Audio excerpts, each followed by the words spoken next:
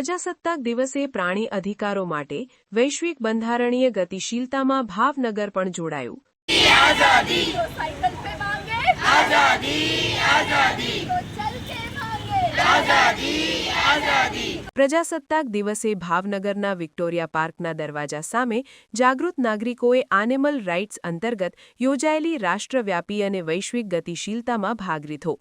આ અભિયાન અંતર્ગત ભારત સહિત વિશ્વના 72થી વધુ શહેરોમાં નાગરિકોએ ભારતીય બંધારણની કલમ તમામ જીવંત પ્રાણીઓ પ્રત્યે દયા દર્શાવવાની મૂળભૂત ફરજને ટાંકીને ન્યાયિક સ્પષ્ટતા અને બંધારણીય સર્વોપરિતાની માંગ ઉઠાવી। આ કાર્યક્રમ 28 જાન્યુઆરીએ સુપ્રીમ કોર્ટમાં થનારી મહત્વપૂર્ણ સુનાવણી પૂર્વે યોજાયો। ગૌતમભાઈ ભડાયા, નિવૃત્ત પ્રિન્સિપાલ ગુરુકુળ સોનગઢ। અત્યારે આ જે ઝુંબેશ ચાલી રહી છે તો માનવતાવાદી કોઈ પણ કાર્યમાં દરેક જે માણસ છે લાગણીશીલે જોડાયેલો જ હોય। હું એવું માનું છું કે જે લોકો પોતાના મા બાપને વૃદ્ધાશ્રમમાં મૂકે છે એને બીજા કોઈ પ્રાણીઓ પ્રત્યે કોઈ સંવેદના ન હોય માની શકાય, પરંતુ આ ધરતી ઉપર જેટલા જીવ છે ને એ બધાને આ ધરતી ઉપર રહેવાનો અધિકાર છે અને માનવતાની દ્રષ્ટિએ જે ડોમેસ્ટિક એનિમલ છે એ ડોમેસ્ટિક એની કેર પણ કરવી જોઈએ। જ્યારે સરકાર પણ એવું વિચારતી હોય કે આવા પ્રાણીઓને એ દૂર કરવા, તે મારી દ્રષ્ટિએ યોગ્ય નથી। દરેક લોકોએ પોતાની ફરજ સમજીને પેટ એનિમલને જેમ પાળે છે એમ સ્ટ્રીટ ડોગ હોય કે કેટ હોય કે કોઈ પણ હોય, આજે ગાયને માતા કહીએ છીએ એના માટે કાયદો પસાર કરીએ છીએ, તો બાકીના પ્રાણીઓમાં પણ જીવ છે અને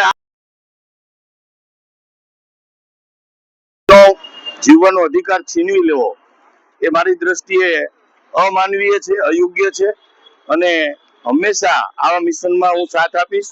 આપ સૌનો પણ સાથ મળવો જોઈએ અને સરકારને પણ આપણે કહેવું જોઈએ કે કોઈ પણ પ્રકારની આવી અમાનવીય કૃત્ય થતી હોય તો એમાં એને પોતે સહકાર ન આપવો જોઈએ।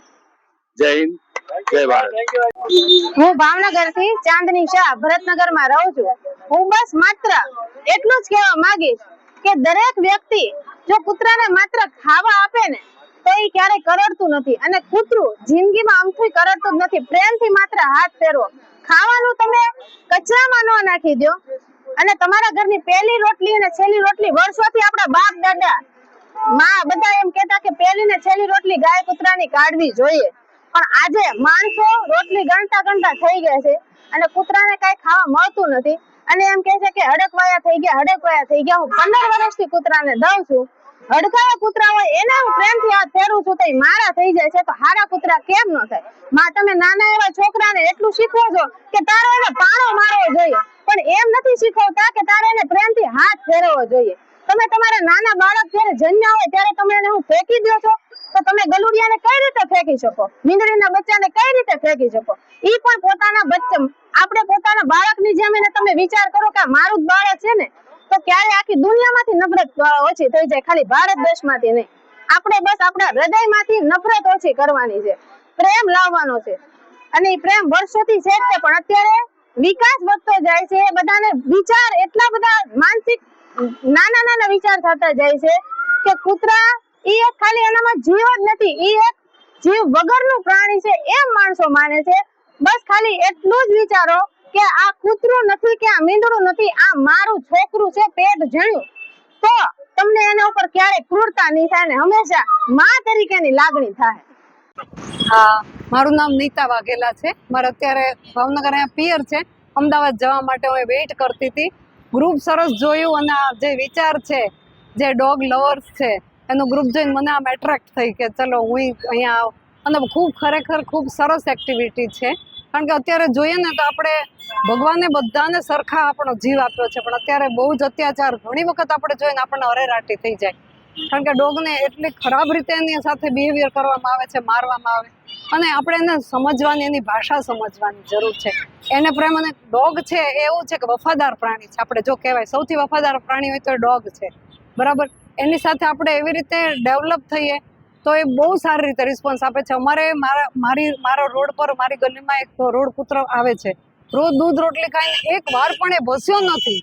હમણાં 14 વર્ષથી આવતો હતો, હમણાં એ એક્સપાયર થઈ ગયો. અમે એને સરસ રીતે દફનાવ્યો, બધું કર્યું, પણ એટલે એને જો પ્રેમ આપીએ ને તો એ સામેથી પ્રેમ આપે જ છે એનામાં. કારણ કે સૌથી પ્રેમાળ પ્રાણી કોઈ હોય ને તો એ કૂતરો છે, ડોગ છે. એટલે આપણે તમે જે એક્ટિવિટીઝ કરો છો, આઈ એમ વેરી ઇમ્પ્રેસ્ડ.